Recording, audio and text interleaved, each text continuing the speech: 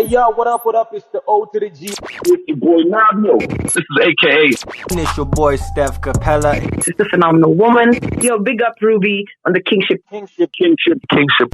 podcast with Ruby V. What's happening? Ladies and gentlemen, first of all, this is the first time I'm doing an intro on the podcast because I just feel like, listen, this is a big deal. Okay? Understand that this is a big deal. I'm literally talking to a woman who's like been awarded for being inspirational. Like, how does that happen? If you thought you were inspirational, you're a positive person. Do you have accolades?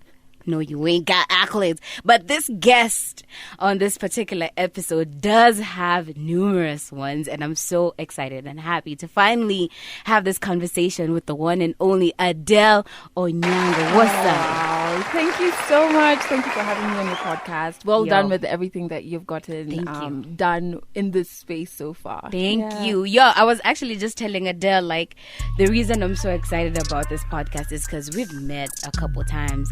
And it's like, no, I've met you. Yeah. I think now you're officially meeting me. Like, them other times it's like, oh, listen. I think the very first time we met was like, what was this? Some Airtel program. It was called like some red thing. It was a singing show. Back in the day, it was like 2016 or something. Was it, was I a judge? Yes. I remember. I don't remember the name, but I remember. Yeah, that was the first time. And I was like, oh my God, this is so cool people. I think I was like, it was my first official media gig. Oh, wow. So I was like, oh my God, there's cool people here. There's that girl. I've seen her online. I'm going to say what's up to her. So I was literally saying what's up to people. And then the next time we met after that was Coke Studio Africa for 3 songs.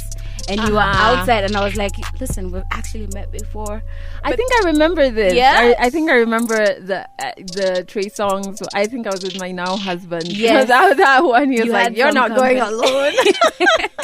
Yeah, I remember yeah, so that. There was that. And then, you know, finally into getting this interview, I've had your number for years. Yeah. But then I think your status on WhatsApp is like, don't add me to any groups. I was like, hey, and it's in caps lock. I'm so happy for the new WhatsApp updates. So people have to send you an invite. Request, because I used to find, especially Tanzanians. Yeah. And I've never been to Tanzania. So I get put into groups with musicians and it's like Konk Kiswahili. I'm like, what am I doing here, guys? What am I doing here? Just send me the music. Like, I don't need to be a part of all this. Like, so I had to put it in caps. I'm not a mean person, but like, the groups are many. It's a lot. Yeah. I feel you. I mean, being a person in your position, I'm only like known on a small scale, and the numbers I get calling me, I'm just like, now who's this? Like, why? Like, someone sends me a message on WhatsApp at 2 a.m. I'm like, but bro, you think I'm gonna open your message at 2 o'clock to listen to your music? Get like 3 a.m. calls from this one musician. I mean, it did get my attention, but it was not positive because I was like, surely even now I can't play it right now. Like 9 for real, like working hours or someone calls you at 11 o'clock, and sometimes, you know, there was a period of time I was like, okay, you know, you can accept calls, it could be a business deal or whatever, but I'm looking at the call, I'm like, so you mean to tell me I picked up that phone to be told I want to email you my song? I'm like, bro, it's the middle of the night. Like, it's not even an emergency or anything. Yeah, I hear you. But, you know, you move. So tell me, I mean, first of all, welcome to another podcast. Thank you so much. Yeah. Thank you so much. It's so interesting being on this side. Yeah? Yeah. Okay, you're about to have a ride. How does it feel, first of all, to have the number 1 Kenyan podcast as of 2019? 2019. Yeah. I think it feels good. It's a good validation because I was coming from traditional radio, and so I was taking a bet on myself and building my own platform. The way I kind of have approached my podcast is, yes, it's a space of creativity and vulnerability and realness, but it also has business pillars around it. And so to get that, it meant, all right, there's something that we're doing right here. Obviously, there are other measures of success. Yeah. That is just a nice validation, especially when you're starting a new thing. You're like second guessing yourself. Yeah. Are we Yeah, it's really like, gonna is it dig gonna work? podcasts? Yeah, so it definitely was a good validation, and I really appreciate everyone who listens to Legally Clueless. Yeah. Yo, that's a dope ass podcast. Do you feel like there's, some competition? The Kingship podcast is on its way. I really No, but I'm joking. No, and I totally believe that when the podcast space, unlike traditional radio, so traditional radio, if you have a breakfast show on station A and a breakfast show on station B, because they're appealing to a mass audience, they definitely will be in competition. So they definitely will be tracking their numbers every week. But podcasting, I think you can listen to a podcast that teaches you a language. You can listen to a podcast that teaches you about tech, about wildlife. That's audio performances of God knows what. And so, which is why I wish more young Africans would get into this space and have more podcasts, because then we would be able to have agency over our stories. And talk about the things we want to talk about. And not look at it, I mean, the accolades are good, but not look at it as who's number one, who's most listened to, and how can I get there? The good thing about the digital world is you find your tribe. There's a tribe for everything. There are groups for dog owners and cat owners. Yeah. So yeah, it's beautiful because there's space for everybody. Mainstream media does not have space for everybody. Yeah, that's dope. Is that what your favorite thing is about podcasting? I like that I can work from my house. Okay. I think that's the most favorite thing. Yeah. And also that I am in control of each and every creative aspect of my podcast. Yeah. I'm a bit of a control freak, so that's heaven for me. Yeah. And also that I can be myself in each and every episode. I don't have to be in a situation where I'm interviewing somebody because it's part of a campaign that I don't really believe in, or I just don't give a damn about. So I like that I can 100% be me, vulnerable, unhappy, happy, whatever the case is. That's beautiful for me. That's dope. Yeah. I think something I also like about podcasting is like the timelessness of it.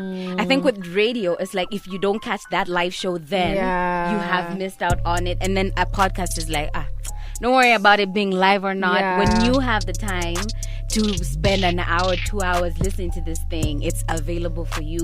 And you can get it. You don't have to get it on one platform. Exactly. You can get it on like whatever you're comfortable with. Pause. Yeah, you Come can back pause. to it. Exactly. Yeah. I think radio and TV have that live thing. It's happening now. True. You have to catch it now. If you miss it, you've missed it. It's not on demand. YouTube. Yeah. Exactly. So I think that's something that I really, really like. Now, something else about Legally Clueless is the first syndicated podcast in East Africa. How does that feel? That feels, again, it's very validating because I'd pitched the idea 2 times before I pitched it to Trace. So to 2 other organizations. And the first time I was pitching it, did I have the show even ready? I think I didn't even have the show ready. I was just going in there confident and pitching it with my chest ready, because I was very clear I didn't want to be in traditional radio anymore. I just wanted to experience life, just live a little, and also to build a platform for myself, because if you think about like wealth creation, one of the main pillars is ownership. And so if you do not own whatever is bringing you a revenue, it's a bit fickle, because it can, look at Corona, so many people lost their jobs even in the media industry. And so I was like, so how do I own but still kind of have a revenue model where I can bite into whatever, so then the traditional media becomes a distributor for me, and it becomes a revenue partner for me. And I've been fascinated with syndication for as long as I can remember. I think first syndicated show I listened to is Rick D's. I was just about to say that. Yeah. And I didn't. My best friend loves Rick D's. I don't really give a damn about that type of music, or that type of gossip or whatever he talks about. So I would listen because I was so fascinated. Like, okay, how have they produced this? So it's playing here in Kenya. This guy's But where? like, yeah. Okay, which other countries is it? And listening to his, like, his giveaways, the website, how everything is linked. I was like, that's pretty dope. I think I would really like that. But I didn't. Tunarekoda Tito. Sawa, funga hapo. I didn't think it was very possible in a Kenyan context because everything just felt so slow to adapt to things, right? To changes. Yeah. And so the first time I pitched it, I'm not sure I didn't have a name for that podcast. Yeah. I was, reconstructing our extra room in our apartment at the time, getting in my microphones, but I didn't have a concept. I just knew I can create a show, but I was pitching before, But did you have an idea of what you were going to do with the show? No. Okay. No. So you just I just knew there'll be a show. And just trust me. Just trust me. I'll deliver for you shows. And so actually the person agreed, but then it was tied to 2 contracts where I would need to stay on the show I previously was on to validate this syndication kind of process. And that wasn't an option. That wasn't an option for me because I did not want to stay on traditional radio. And then the second time, the guys just went silent. I don't know if it was Corona because it was right before Corona. They just went silent, and I don't know what happened. But we resumed talks, and for them, they're looking at being more of distributors, not a syndicated deal. Okay.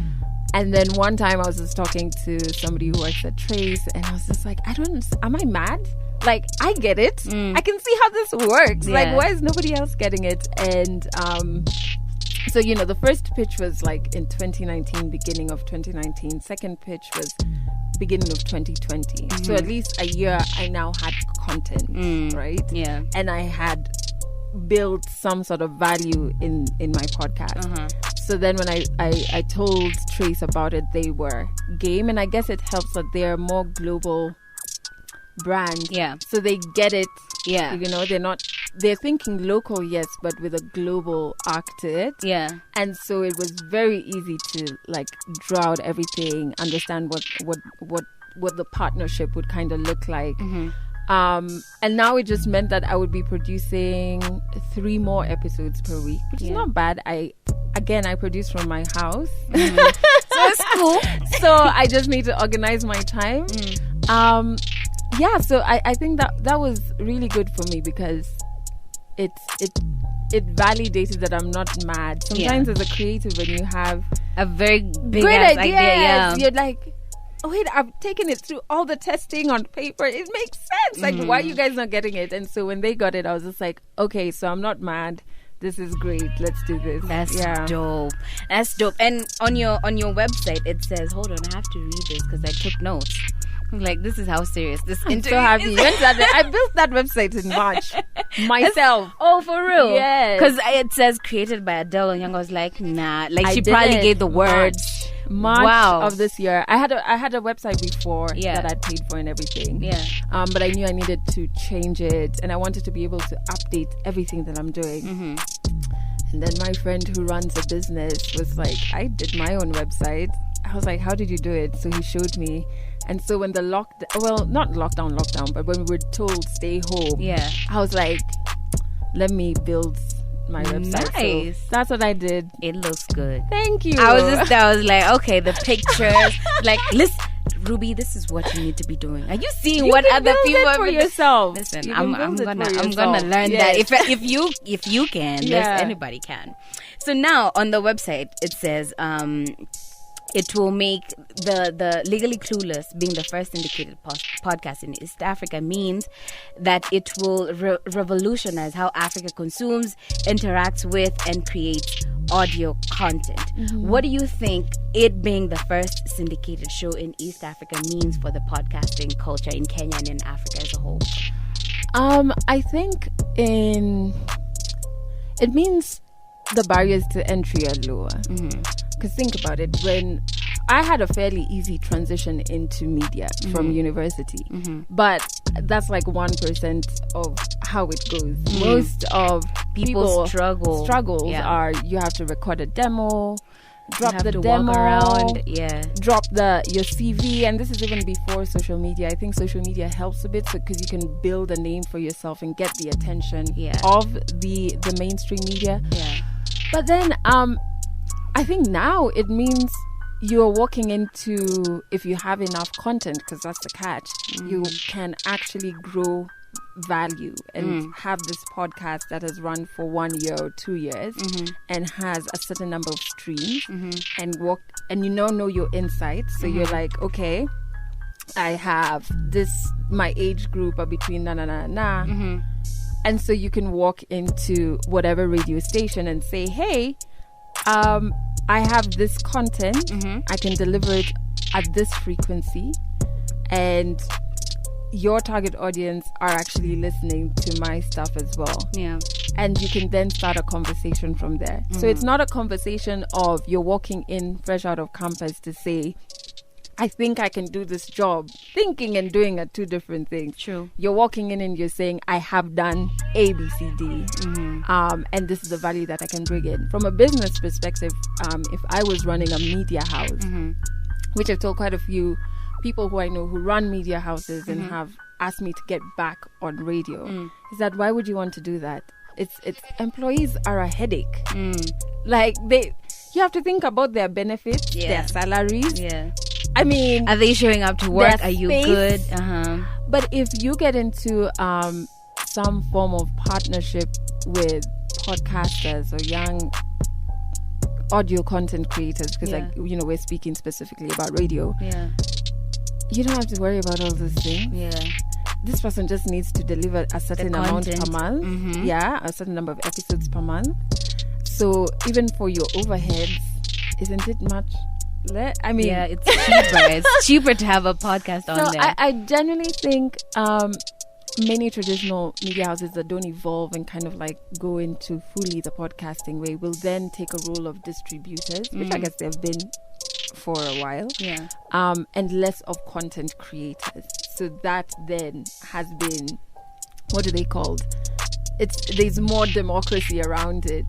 And it means wherever you are, and the internet means wherever you are in Africa, you can be able to share your story in Kenya. You know what I mean? Yes. And I understand. It just requires you to dream a little and not think that things the way they are now are the only way it can be. Yeah. That's dope. Yo, you've sparked up an idea, but I'm not going to say it on the record. I'll tell you after. But you've actually sparked up something in me, and I'm like, okay, listen, I've been trying to look for ways that I can elevate the podcast. Like, it's already on streaming platforms, and people are like, yo, are we gonna get visuals? And I'm like, in this Corona time, let's first relax on the visuals. And you don't have to. Yeah, you can choose to just. I mean, my podcast is purely audio. But it's also because of the nature of the stories. Yes. So you don't want somebody to be vulnerable on camera and share such an intimate bit about them.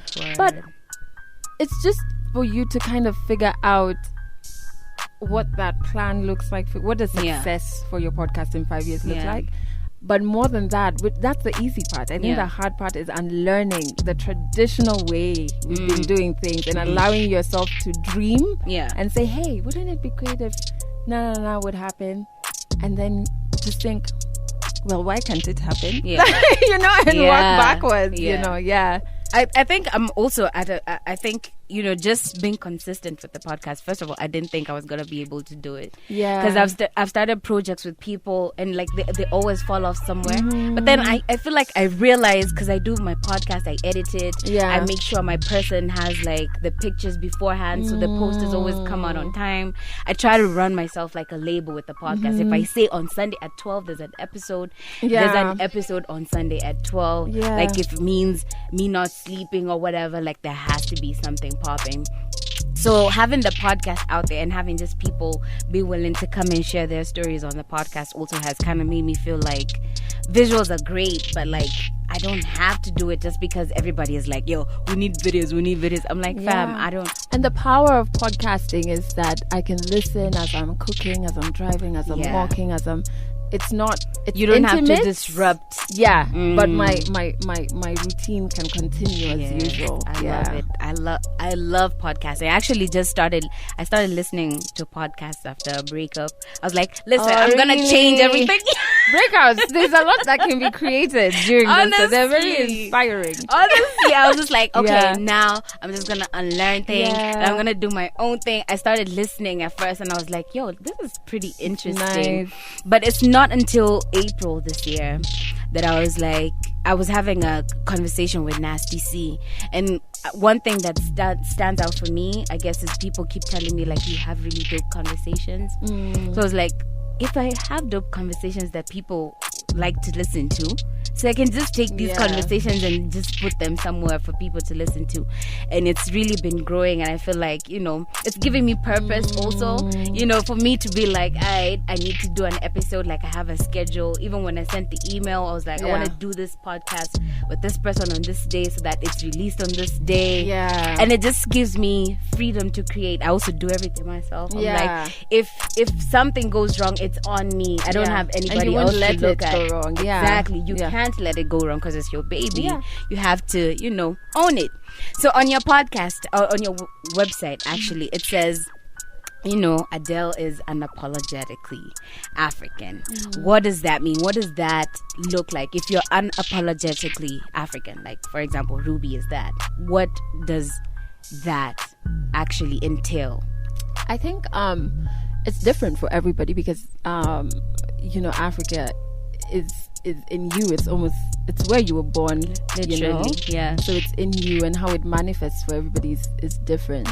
But where I was coming from with that is the spaces that I've been in, especially as an African woman, especially like international platforms. It feels like there's one or two ways to be African globally. You're either dealing and battling corruption, or you are fighting some disease. There's always some stereotype. You know, there's a plague of things. We're just suffering. Which are truths. But other truths also exist alongside this. I'm an African woman, as you said, in an urban setting. I'm starting my own business. I'm running my own projects. I'm having relationships. There's marriage. There's friends. There's going on tours. There's work. There's, you know what I mean? And so I felt like when I would go out of the country, especially, there was like a box that Africans had to fit into, and I was like, but I really don't. I'm not there. Box, you know? And so which is also why it's important for my podcast to have as many African stories as possible and voices. It's because we have to change that narrative, and the only way we can change that is by being unapologetically African, however diverse that kind of looks like for you. It's valid because you're African. You know what I mean? And so when it comes to my initiative and my podcast and any project that I do, that term is where everything gets created from. And that's why. It's because, you know, and even in the redefining of what being African is, there's a move right now. But even the move for what being an urban African is still feels very limiting. I mean, it's great that there's now a new dimension, but it's still also where the fine arts. It's not everything, right? You know what I mean? Even if we're pushing, where the dances, right? Where the contemporary dances, it's still limiting. So instead of deciding what the voice should look like or sound like, create a platform where as many voices can come out so that being African is not one thing. Yeah, we're gonna get into more of the podcast as we talk about the transition from radio into podcasting. That's where we're gonna build up on that. But right now we're still on the surface. You know, we haven't started the conversation just yet. I'm like buttering you up. Okay, all right. So your website also says, like, in trying to be like the world, we cannot change it. But in trying to be like, what's trying to be like the world, we cannot be African. Yes. But in being African, we can change the world. Exactly. Yeah. What does a changed world look like to Adele? Freedom. I think it looks like freedom to be. And that freedom can be interpreted in any shape or form or in any space. So if you're talking governance and policies, then it's policies that allow each African to be who they are. All right. So creating conducive environments for Africans to do business, Africans to be creative, Africans to make money from their creative hustle, an environment where African women can be safe. You know what I mean? Can exist. And so I think I really love words, and right now I'm leaning more towards the word freedom. Maybe because of like the space I'm in, but for me it's freedom. A lot of the things that we fight against or that limit us because they infringe on our freedom or completely take our freedom away. Yeah. Word. I know you feel like very free right now. Do you think like a free world, this changed world where Africans can be who they are unapologetically, and women can, be in a space where they don't feel like I have to check for safety first before anything else? Do you think that's a world that is going to be existent in the near future? Because right now I kind of feel like we're still debating with some issues that we shouldn't be, people getting laid off for being pregnant. Like in 2020, why is that happening? So I can't speak for the entire world. I can speak for Kenya. Kenya has some really good policies, but poor implementation. I mean, even if you look at the 2/3 gender rule, I think it's there on paper, but it's not there. What ground? Yeah. If you look at even our laws about if they're perpetrators against certain acts of violence against women, these laws are there. They're just not implemented. And so on paper, we look like we have our shit together. Yeah. But the implementation is a problem. And it's because it requires, in a patriarchal society, for men to give away some power. And that is something they're not comfortable with. And so is it attainable? It is. Because the hard work of the policies and whatever has been done, right? And it's the implementation and it's the holding people accountable, which is the issue. And right now I'm getting into a space where, not getting into a space, I've been in the space where I want to know what's happening in my country. I want to be in those spaces where I can ask those questions to the people who are working for us. They're not honorable. They're our employees. Yeah, true. Because the detachment means I don't know what's happening and I can't hold you accountable if I don't know what stunt have you pulled. You know what I mean? If I don't know, how can I be like, that's some bullshit? True. So it's going to require a lot of work. Is it attainable? Yes. But it requires effort, I think, on everyone's part. We definitely need to do more. And again, that's the conversation that, of course, we're going to get into as we talk about the Adelle Onyango initiative and Safe 24/7. But, let me lighten things up a little bit. How is it, what's it like being Adele? Waking up and seeing yourself trending on social, whether it's for good or bad, having random DMs pop up, having everybody in your business in some sort of way because of you're a public figure with like all these followers. How's it been like? The good and the bad and the ugly. I don't know. I think my first my DMs are like boring. No way, stop. Not boring in a sense that like there's no wild people as much, but it's a lot of young women, a lot of older women as well, a lot of people from different African countries now. Conversations just around podcasting, around community projects and things like that. My DMs are pretty, and people like I always ask for like, hey, I'm looking for ABCD, and somebody just tell me, is there an Insta store? Like, where do I look? And so it's more of that. I don't have, in comparison to other people, I don't think I wake up to a lot of hate anymore.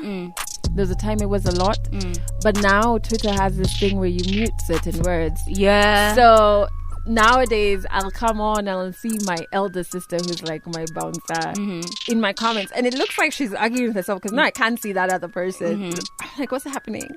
And when I trace back, it's somebody who probably just woke up that morning to insult me. But because I've really taken time to make my social media space to protect my energy. So there are certain words that you'll use. You might even be using them in a good way, but I just wouldn't see it because you used a certain word, right? But off of social media, I'm really enjoying life right now. I really am enjoying my freedom. Yeah. I'm trying to find a balance. I haven't taken time off for like a year and a half now. Crazy. Yeah, so now I was like, oh my god, I think that's burnout approaching, so I'm trying to take time out. But I like that I'm in control of everything. What time I wake up. I wake up 7:30 a.m. and I can do things in my schedule at my time. And yeah, it's a really beautiful space to be in. Somebody called me to ask me to get back onto a radio station, a traditional radio station. And I was just like, huh? Long shot. I can't trade this freedom. You know, I really can't. I'm in a very colorful, warm space right now. So no. Dope. How does this newfound freedom, have you discovered something about yourself that you're like, okay, wait, I would never have known that before, but now that I'm doing podcasting and I'm running all my shit and I'm doing all these things, I've actually discovered something new. I'm a really good businesswoman. Oh yeah? Kudos. I always thought that you need management and people to, especially as a brand now. So in terms of commercial entities, that you need somebody else to come in and do the selling. Yeah. Somebody who understands probably talent management, whatever. Yeah. And so I shied away from those things because I'd always tell myself, I'm not good with numbers, which I'm not. I'm not good with numbers. But because I'm not good, I put in 5 times as much work. Yeah. You know what I mean? Yeah. So nothing will go. It'll take me a longer time, but you can never still get it. Yeah. And I know how things need to be balanced, right? So I've really learned that I'm a really good business woman, which I had always been. I guess as a primary school, I used to have new businesses all the time. And like if I find one of my friends who knows how to make bookmarks, I'll be like, okay, make like 20. You make draw this comic book, and then I go sell to now adults. So now it's really shown me that I can pitch very well. I can make very good presentations, and I guess to other creatives, you can actually do that thing because who is best placed to sell something other than the person who created it? It in a way that no one else, no matter how good a business or salesperson they are, no one else can understand the intricacies the way you did because you created it. And the things you will not sell out. Yeah. You'll be like, no, I can't do that. I can't do that, or I can't do this, nah. And so it's been really, we were just reflecting with it with my partner Falgoon. I was like, Kumbe, you're not the only businessman in this house. Even me. Yeah, I'm somewhere. It's dope that you say that because I'm going to reference a conversation that I had with AKA, who I know is one of your highlights. We're in the same position. We both talked to Kieran quite something. I know. So I was having a conversation with him, and he was telling me he doesn't have management anymore. He just does his thing. So I was like, it's not hectic for someone in your position to actually do that. And he was like, as a grown person, you cannot let somebody else handle your business, especially money. And I was like, I thought it would be harder. And it was like, if you know how it works, why can't you do it yourself? Why can't you get in the room and actually pitch that idea or do the thing that needs to be done? So, you know, hearing that, it kind of makes me feel like in working alone, like I kind of know what I'm doing. You outsource when you need it. True. You outsource when you need it. True. You maybe can have, when you're sustainable enough, you can have employees. But I've been on the side of being signed on to talent management, and that model, it doesn't work. The model that works is if you have employees or if you outsource a skill that maybe takes you too much time to do it. But it's important to do it alone for a while, because even when you're hiring, you know exactly what that person is coming on to do, how long it's meant to take them, and how the finished product should look like, and then how much value in terms of payment you need to give them. So I think it's important you have to do the work, and I do agree with him. You're grown up. You want this. You have to learn it. You have to do it. I know. It's dope to hear that. It's dope. You know, great minds think alike. So I guess it also kind of just I guess puts things in perspective for artists. Also, was like, I'm not moving to the next level because I don't have a manager to get me through the door or whatever. It's like, it's up to you to actually, you know, fuel the fire and actually get in the room, whatever getting in the room looks like. Like for me, getting into radio, it was like every single day I would like bombard Rachel with messages. I was like, yo, listen, I'm trying to do radio, can I come through and do something? Can I do something? Like every single day. And sometimes she'd go for days without responding, and I'm like, listen, chick, just in case you didn't see my other message, here's another I don't know, it's like nagging, but then I guess you also have to have power and like believe in your abilities. Like you walk into the room and being like, I have a program and it's coming and it's gonna be something. You also have to be able to back it up with like, okay, now I'm in the room, what am I going to say? The work, I mean, syndication, no, I know at least with Trace, they won't touch you if you do not have just under 50 episodes up front. You know? And so talk a big game, but back it up. Up too. Man, it's dope. I mean, besides the career and the freedom and, you know, you just being happy in a good space right now, you know, how many pairs of shoes do you got? You know, how many bags are we talking? What's I'm really not that chick. Are you serious? So I thought every girl likes shoes. I do love shoes. When was the last time I bought shoes? First, my relationship with high heels is, I know, it's here and there sometimes. If I see a cute pair, I'll buy it. I'll never wear it, but I just don't want to see it on somebody else's feet. So I'll buy it, and then it'll just be in the closet. Last week I saw a photo from last year December at a gig, and I was like, wait, were these my shoes or was I styled? So I looked, I was like, no, those are my shoes. Like, where is that pair? Like, I've not seen them for a year. I did go through a sneaker phase. I like comfort with shoes, but I don't splurge on shoes. I splurge on clothes. Let me not lie. Okay. Something. I mean, there's gotta be something. I splurge on clothes and my hair. I love my wigs. So I have quite a few. I've given out some though, so don't judge. I've given out a few. Wait, how many wigs are we talking? I just stopped counting. The last time I counted, I was just like, Jesus. What was the last count? It was like 15. Bro. What? Yeah. What? Yeah, I counted it with my friend. I think we were just chilling. I was like, she wanted a wig, and so I was like, I have this one. And she was kind of, how many do you have? I was like, that's a really good question. I was maybe I have a problem. Perfect contender for the DMX challenge. Yes. In fact, so many people tag me like, I was like, just please, guys, this addiction. I'm trying to. No, but I really like it. I like that you can be whoever you want to be. You can be two people in one day. You know what I mean? True. So yeah, wigs definitely. I do like that comfort of like changing up. It's like Oh, yeah. first you saw this person and now. Even my moods. You know, there are times in the morning you're like this, then at midday you're like, Yeah. no. Yeah, like the bad one just walked in the room.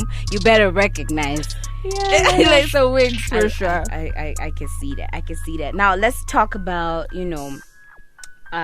getting into cyberbullying. Like I told you, I think one of the earliest experiences of cyberbullying before I even knew it was a thing was like seeing you getting trolled on social media, and it's like what's the problem? How can people come at you for little things, why do people feel like they're so vested in your life? Just because I'm a public figure doesn't mean you have to say like every little thing that happens in my life. The entitlement. The entitlement, exactly. How do you deal with that? How did you deal with that from the first experience? Do you even remember the first experience that you I remember had? the worst.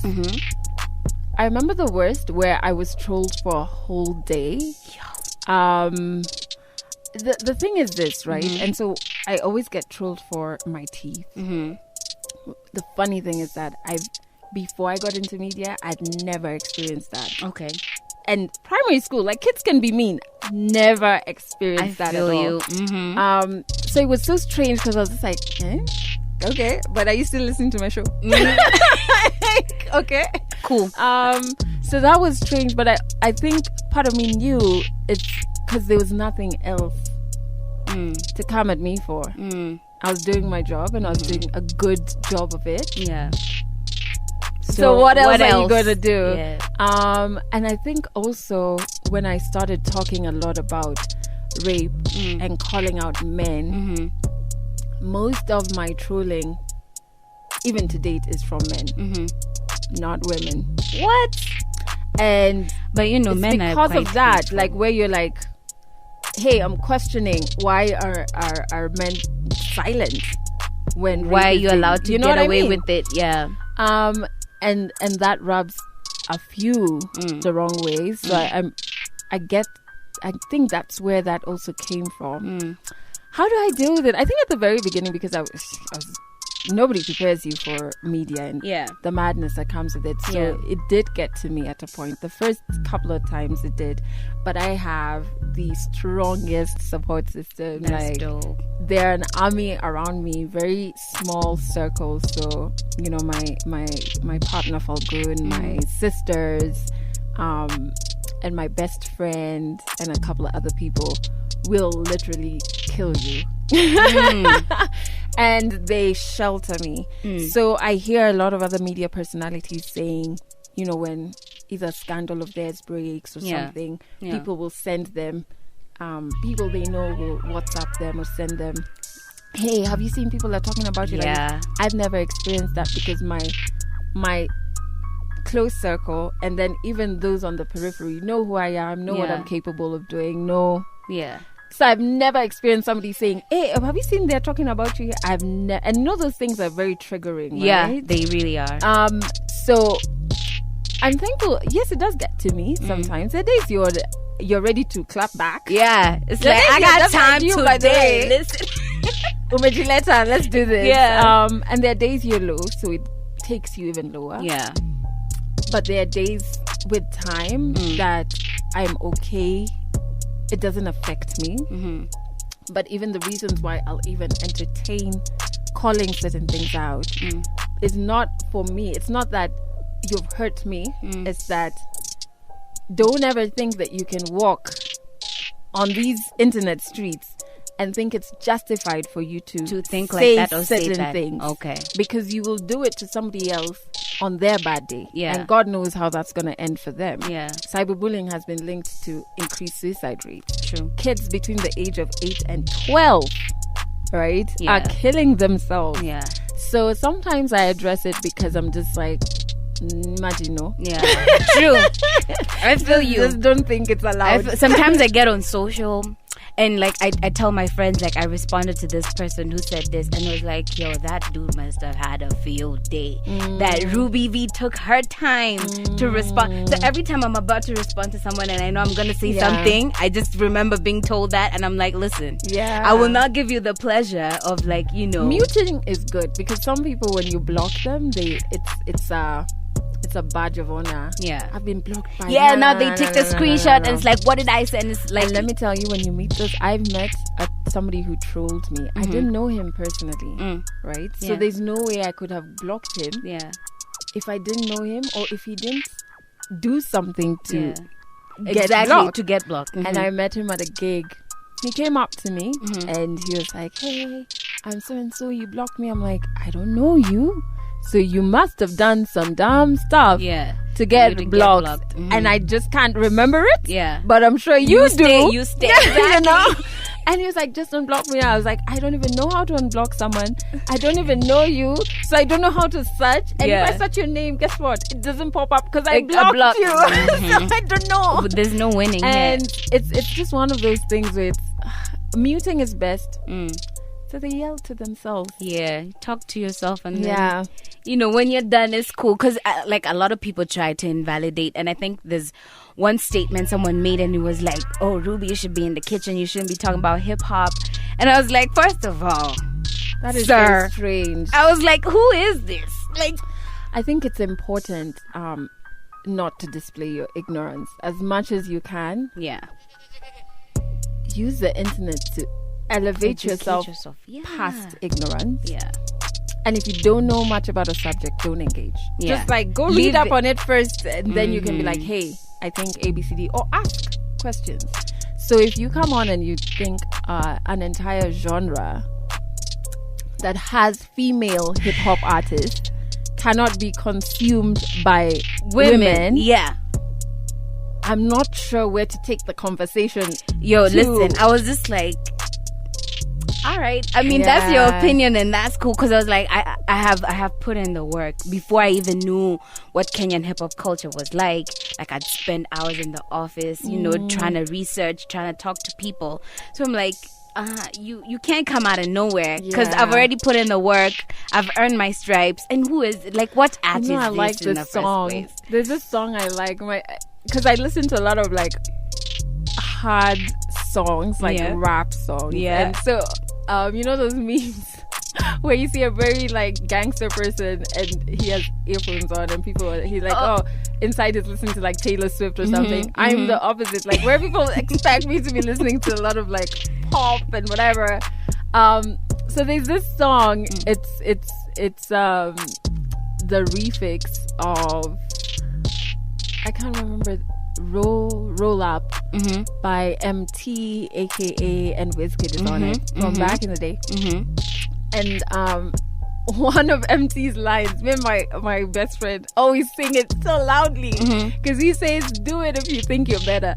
And I'm always just like, imagine, you can, like, come and do the thing. Do it. It's a free world, man. True. Like, just do it. So sometimes it's like, and I always tell people, there's a clear distinction between cyberbullying and constructive criticism. The two cannot be confused. True. So even when I call out a bully and they're like, hey, you can't even take criticism, I'm like, that was not criticism. True. You were bullying. Yeah. Right? And also, I think, you know, in this era where everyone on social media has an opinion, you also have to know who to take the criticism from. It's like, you might be saying something, but like, who is what this? Authority? Exactly. Like, do you have the knowledge? Have you gone to school? Someone tried to tell me something about hosting my radio show, and I was like, are you a radio presenter? Oh, like, I've gotten those who is this? DMs about, you know, you should add ABCD to your podcast and stuff. And I do understand that they mean well. But where I'm coming from, first, it's true what you say. You have to have your people that you go to for constructive criticism and who can say, hey, what happens after episode 100? Okay, you want to do ABCD. How does that kind of look like? And these are people who I'll sit with a whiteboard and deconstruct, right? That's a space where you can actually critique a project and have good results from that critique. But there's also the element of coming from traditional radio that is not a platform that was not mine. I didn't own it, right? Being told what to do and coming into the space where I can now just be. Sometimes I feel like responding and saying, please just let me be. Yeah. Like, just give me 3 years. Yeah. Just relax. Just let me be. And then now we can pick this up in like 2022. Yeah. Right? Yeah. So yeah, but it's true. You have to know who to go to for advice and who can critique your work. And normally it's people who are skilled in that industry or have a business eye or are avid listeners of podcasts. So, you know what I mean? Yeah. I feel you. I'm gonna take you back to the teeth because I feel like I remember the first time I had an issue with my teeth because I have bunny teeth. And okay, let me just break it down. Yeah. So I'm 11 years old, we're in class, and the teacher asked, Ruby, do you have something about yourself that you would change? And up until that point, actually, I didn't know I was short. I didn't know, I was like perfect. So I said, no, I wouldn't change anything about myself. And this kid in class, like, he used to sit behind me. He was like, tell her your teeth. And I was like, hold on, wait, there's a problem with my teeth? Like, what's wrong with my teeth? Since that time, I think it's a comment, like, usually is at the back of my head. Because sometimes I post videos on my IG because I think at this point I'm like, I'm good, I'm great, I don't have a problem. I have a great set of teeth. And people tell me, like, I look at your IG videos and I can't help but look at how great your teeth are. And I'm like, what? I have great teeth? Like, what is that? Like, my whole life, even before, because I went through like a weight loss period. Even before, I never used to smile in pictures. And sometimes I feel like I still don't smile in pictures because I'm like, I don't know. But look at you. And this is I like, smile literally, all this is the first thing I said. I was like, how is this chick? I smile all the time. And throughout my life, I would always be, in your report card. Yeah. So teachers would always say, I remember in high school, one teacher saying, she has such a sunny disposition. I think that was the word they used, because I remember thinking, ooh, that's a fancy word. But yeah, I just, and I'm grateful for that, because by the time I got into the media at 20, I was just really okay with how I am, how I look, and I was okay with how you look. Yeah, you know what I mean? It's like, I'm not trying to like change you. You're not trying to change me. We're good. Yeah.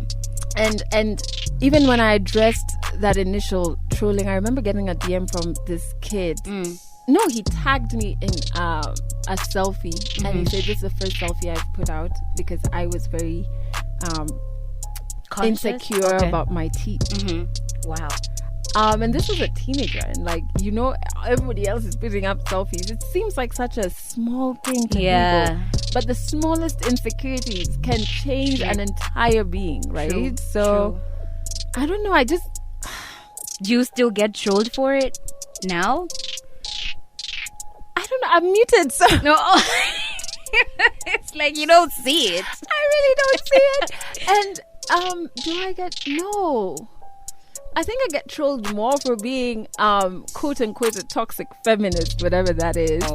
I get trolled about that a lot more, so I guess that has overshadowed it. Yeah. But I'm sure they do. I don't know. Somewhere they probably still talk about it. And I want to bring this J. Cole lyric. J. Cole. Yeah. He says, I keep my twisted grill just to show the kids it's real. Oh, yeah, I know that. Have you? Yeah, crooked smile. Yeah. Have you thought about like getting a straight grill? Because for me, I'm like, listen, after Cardi B said, got a bag and fix my teeth. Yeah. Hope you hoes know it ain't cheap. I was like, listen, wait until I get my bag. Yeah. I'll just be gleaming out here. No, I really, really love my smile. Yeah. I think it's like one of like my trademarks. It is. And I've been okay with it. Fixing it now, because as I told you, 20s when I realized that people have a problem. And so fixing it now would mean that what's my why? Am I doing it because somebody has a problem with it? What is my why? And if, with reference to Cardi B, her why is that she herself was not comfortable with this and wanted to change. That's absolutely fantastic. Yeah. So what's the why? Like, why am I doing this? And it's true, it's not cheap. So if my why is somebody else's issue with it, that's a you problem. Yeah. That has nothing to do with me. Yeah. It's like I've been living my life. I don't understand why you have a problem. I feel you. All right, let's get into accolades. Because listen, I said it at the beginning of the podcast. This woman has gotten awards for being positive. Like, this is actually a thing. So, if you're just catching up with Adele, again, I know you've heard this a lot. So I'm just gonna read them out again. All right. Facebook's Icons of Change 2019. Africa Youth Awards, Most Influential Africans 2019. OK Africa's 100 Extraordinary Women 2018. BBC's Inspirational and Innovative Women in the World 2017. With all these awards for your work, being involved with women and the youth, do you see, is it a vision of yours? Is it a hope of yours? Is it a dream of yours to one day maybe get the Nobel Peace Prize? Wow. I actually have met Nadia Murad. I think she won the Peace Prize last year for her work, in peacekeeping, really. That's the work that she's in. I'd urge anybody to just go and read up about her. She has a book, she's exceptional. Okay. When I think about projections, as I told you, I'm very structured and vision, board things. Yeah. I never have accolades on that. Okay. Because when you think about building a legacy, it's really in how you've impacted people's lives. It's not to somebody who maybe has gone through any program I've had or whatever. They could give two shits about any of the awards listed, right? Yeah. For them, it's that I got this certification that got me a job, or I got ABCD, right? And so a strong legacy is built up by how you've made people feel. People will forget what you said, but they'll always remember how you made them feel. Exactly. The accolades are good. I'm not gonna say they don't feel good when you get them. They're good validation. Yeah. But I've never thought about that in my life. And even when I first heard of Nadia, it wasn't even now. I met her first before she got the Peace Prize. But even now, I'd never think about the Peace Prize. I think about the work that she's doing, and I'm like, I wonder how does she manage to do that? Like, what more has she gotten done this year? You know what I mean? Yeah. I never think about, she's a Nobel Peace Prize. Same as Wangari Maathai. I don't think about, she was that. It's the work that she did. It's the work that she did that allows us certain freedoms right now. So for me, it's really that. And other Kenyan women who have broken glass ceilings. So let's say Phoebe Asio, let's say Grace Onyango, let's say Niva Mwendwa. They were never recognized. Some were, but they didn't win the Nobel Peace Prize. Yeah. But here I am years after they did what they've done. Yeah. And I'm leaning on their words and thinking about them when I'm doing what I'm doing. So it means, and they're not past, but it means their legacy still lives on, right? Yeah. So I think for me, that's more, I'm always like, we're not here for a long time. Yeah. I think people like saying, we have a good time, not a long time. It's really true, man. Factual. But it's about, how do I make sure when I die, I'm still very much alive, even though I'm physically gone. And the accolades wouldn't help me in that space. Yeah. Word. But after they start coming, it's like, listen, I mean, every year since like 2017, you've got something. Do you ever just be like, what am I gonna get this year? That, like, does it ever, like, somewhere in the back of your head, do you ever think, wait, it's 2020, I don't know if I'm gonna get something, because it's like 2017 there's something, 28 there's something, 2018, 2019, and now we're on 2020. Is it a streak that you're like, now because every year oh man, no. I think what I look at in terms of years right now with my initiative is like securing funding. That's what I'm just like, 2020 ahead. Will we be able to run this program in 2021? Will we be able to run it 20? I think that's that, because I don't know who's watching. I don't know who's watching, and I'm not sure I care. It sounds so mean. No, but it's true. It's like the work is more important than what comes with it, I guess. And it's a nice validation, but it's just it's different for different people. I guess for a musician it would be different when you're talking about the Grammys or whatever. It's different. Yeah. But for me, I'm okay. Like it's good. I'm okay. We're still going to get the work done. Yeah. You know I mean, the awards shouldn't have to compromise whether the work gets done or not. Because then you'll stress or influence the work also. It's gonna break you. Yeah. Right? Yeah. When you don't get the award, it's gonna break you, and I just don't want to be in that situation. And I also feel like it also ties down into like what plan, that 5-year plan, what vision. Like, did your plan also have like, okay, after 3 years I'm gonna start getting awards, or did you map it out to be like, after 3 years I'm gonna do this, after 5 years I'm gonna do mine was the next more, thing? I think 2017 when I got the BBC recognition, I had said at the beginning of the year that I wanted to be one of the African women. If somebody was talking about media and women shifting the narrative in the media space on the continent, I wanted to be in that space. I didn't say it as I wanted an award. I wanted, if somebody was counting top African women in media, top African women fighting for gender rights or whatever, I wanted to be in that space. And then now when I say that, I said, okay, so working backwards, what gives me the audacity to be in that space?